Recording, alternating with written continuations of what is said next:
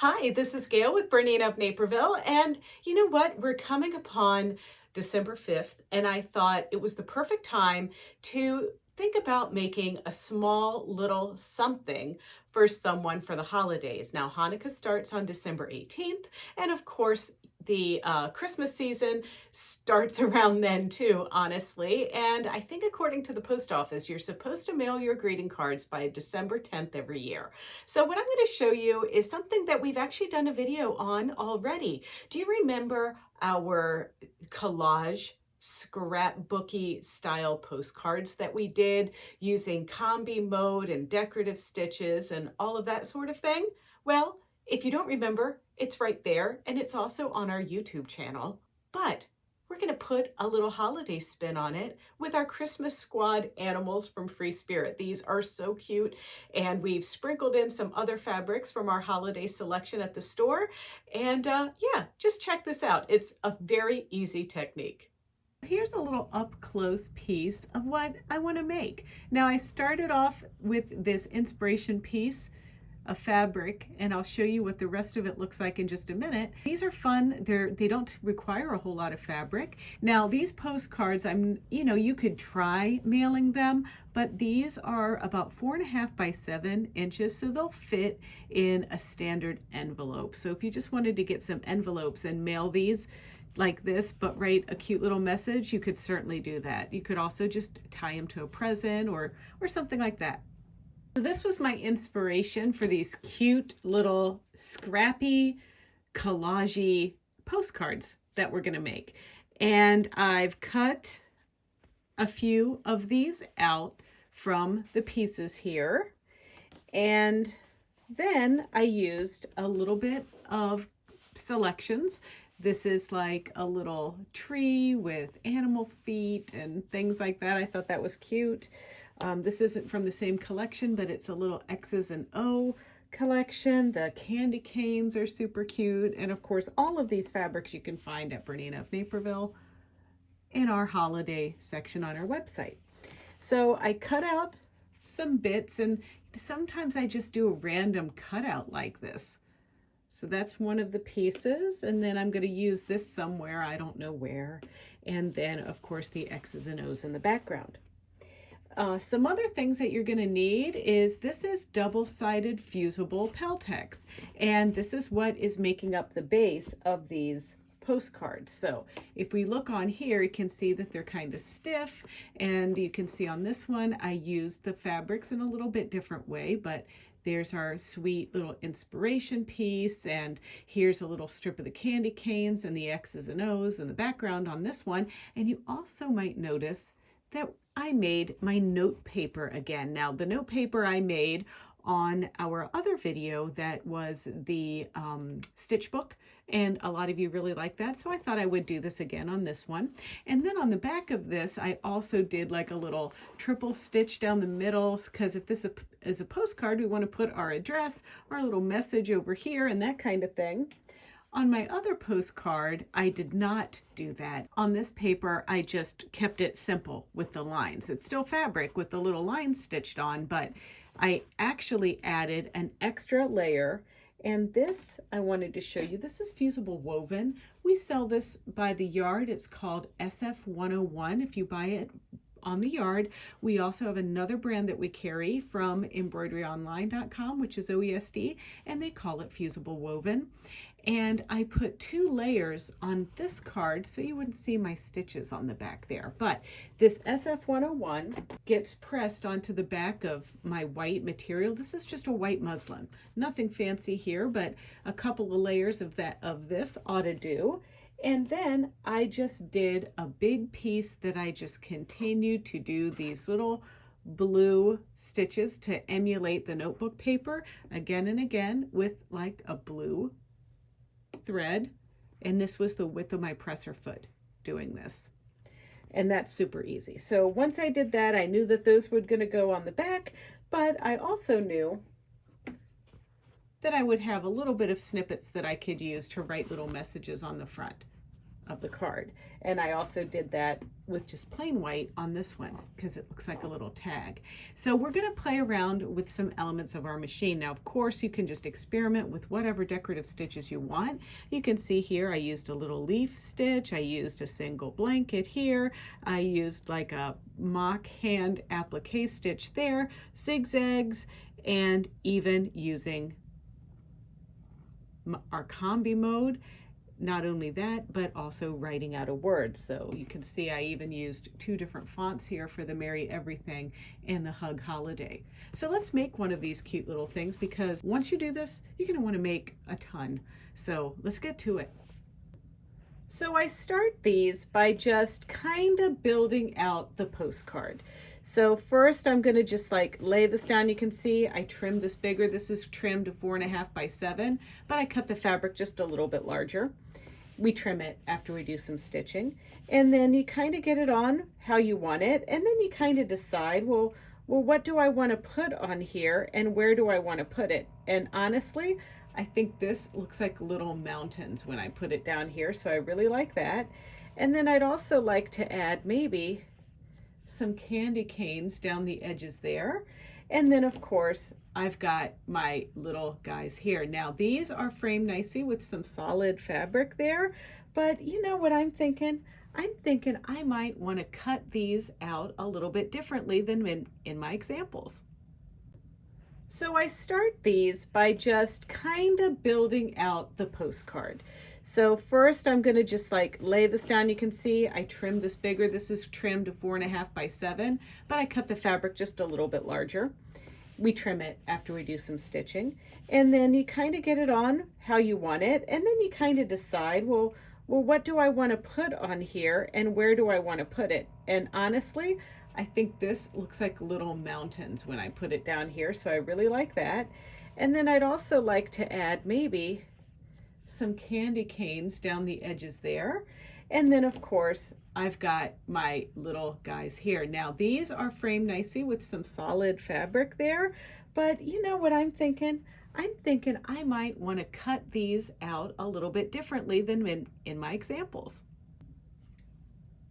So I'm just going to take my scissors, and I'm not going to try to get too detailed here, but I'm just going to cut this cute little fox out.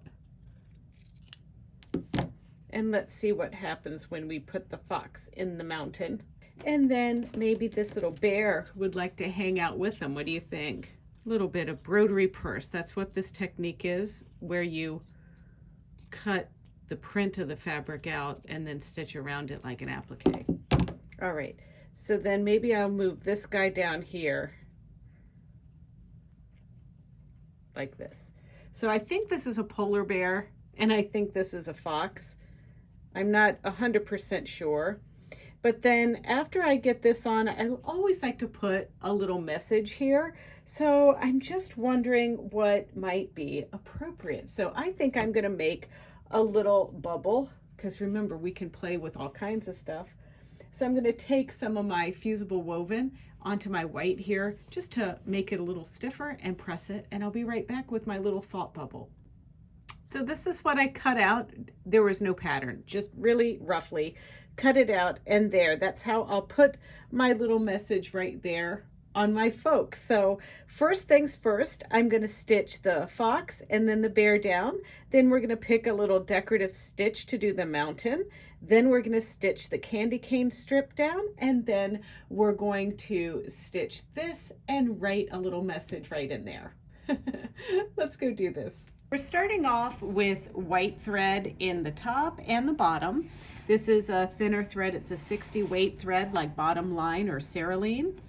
And I added, look at this, I added this little piece right in here, and I thought that might be kind of fun. So I'm going to bend this down, and I'm just going to first do a little zigzag stitch. This is the default zigzag stitch on my sewing machine.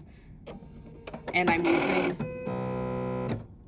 using my number 20 open toe foot so I can see exactly where I'm going when I stitch these guys down.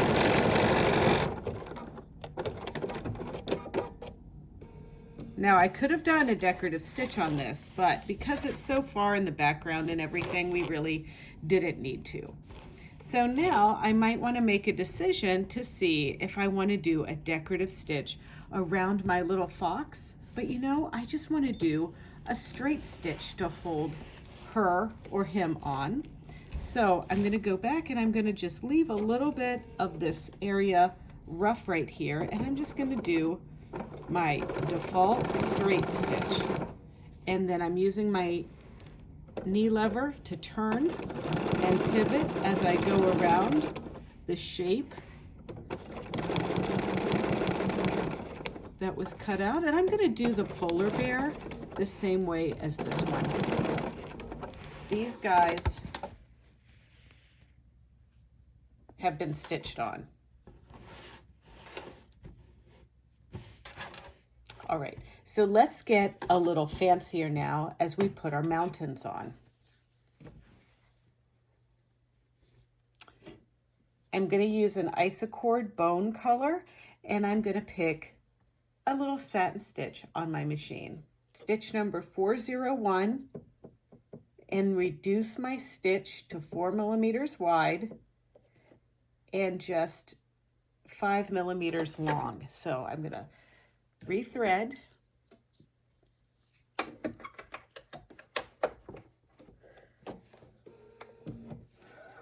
Now, stitch number 401 is what I would like to say is like justified in the middle. So what that means is I'm going to line up my stitch right in the middle of my foot, just like this. And now we're just going to line it up and keep that center needle position right in the rough, on the raw edge of my mountain piece.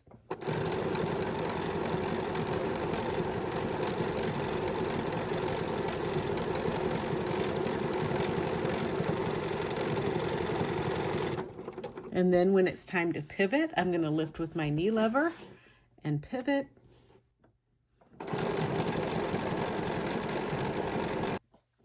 I've switched to a hotter pink magenta type thread, and now we're going to do something fun on either side of this candy cane. And I'm going to use number 624, and it's kind of got like a blanket style stitch on one side and then this like radiating starburst on the other. So I'm just going to, when my needle lands in the middle position, it's just going to go off the edge of this fabric. So here we go, down on this side. And of course, this is coming almost just off the edge of my material here. So it's going to look a little bit weird.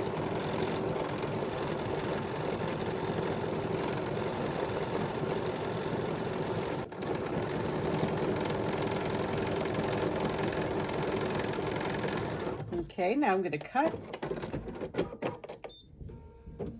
And we're going to come down this side. I might even use my mirror feature to flip my stitch over.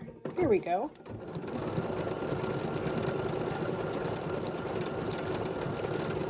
This is done. And now let's have a look. All right, so there's that. And now what we're going to do is practice for a second with what we want to put on the thought bubble so that we can make sure whatever we make fits right in there. So let's grab a piece of scrap, practice, and some stabilizer, and change our thread to dark gray. So I just have a little scrap, and I have a scrap piece of my fabric. I just want to measure how big this writing is. So I decided I was going to write "Be Nice." So I just picked the more simple version of the alphabet, and I wrote it in title case. Obviously, I'm going to open my combo stitch, pick my alphabet, and then expand the stitches. Then I'm going to write capital B, then switch to the smaller case and write E, and then over there in special symbols, there's an underscore that represents a space. Then I'm going to go back to the uppercase and pick N, and then to my lowercase and write out ICE. Once that's done, I'm going to select the I button, select all of these characters in my sentence and then have it so that it ends after one repeat. So now we're going to stitch this out. Once again, making sure that when we stitch this out, it will actually fit in that thought bubble. So there's our thought bubble, and here's our words. Okay, and it does fit. So I just have to make sure that I start it close to the edge here. So now let's put this into place. I want it to be in here and be seen. All right, perfect. And now we're starting at the beginning. And I'm just going to bounce back up the bus here just a little bit. All right, we're ready.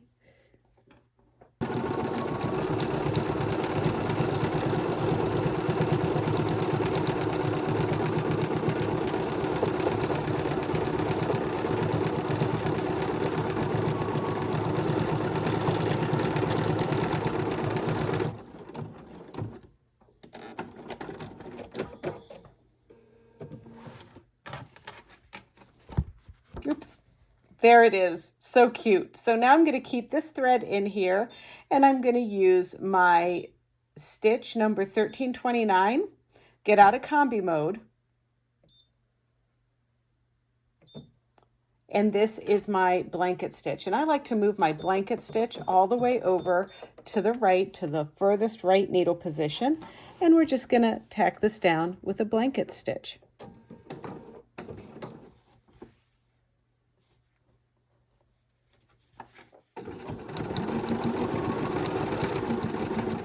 And don't forget to pivot when your needle is on the right side of what you're appliquing.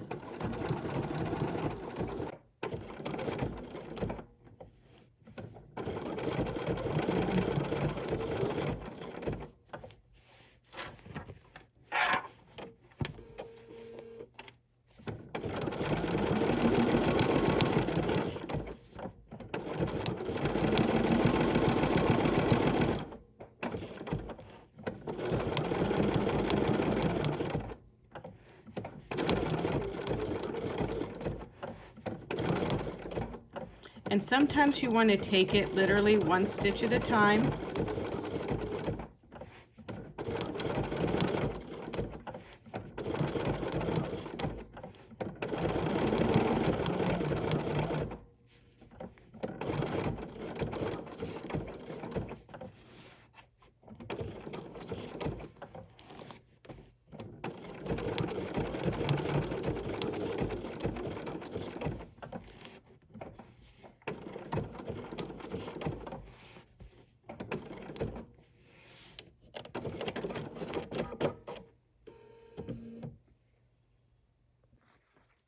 So I'm just going to trim my little extra pieces here.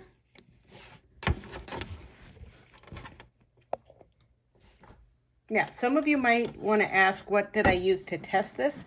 This is just medium tearaway stabilizer, nothing special, but I needed some stiffener in there so that my material didn't squeeze up. You can see here on the edge, when I was making this stitch, I kind of ran out of my peltex and it squeezed. That's called tunneling. So I used the stabilizer to prevent that. But now it's time to press the lined paper that I created onto the back of this. All right, so I made maybe a whoop. I don't really care, but I forgot to do this last little bit before I put my backing on, but it doesn't get in the way of what I want to write here. So you know what? It's a scrappy postcard, right? So now I'm going to switch to my white thread again, and we're going to go just around the edge with a zigzag stitch. And this is that thin white, so it's not going to be that obtrusive over my other decorative stitches or embellishments on this piece.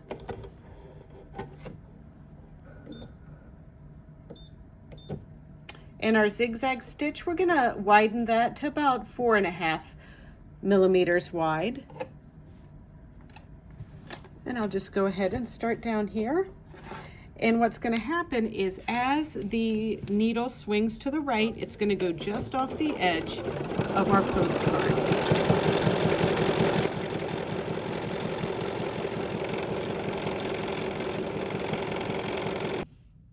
So, let this be the motto for the season. Be nice, like our friends the fox and the polar bear.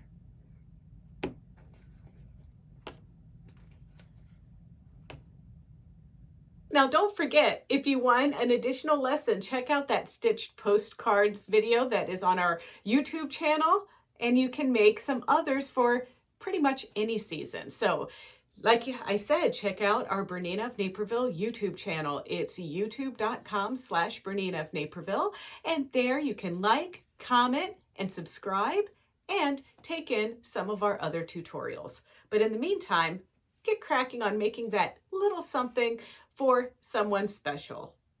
See ya.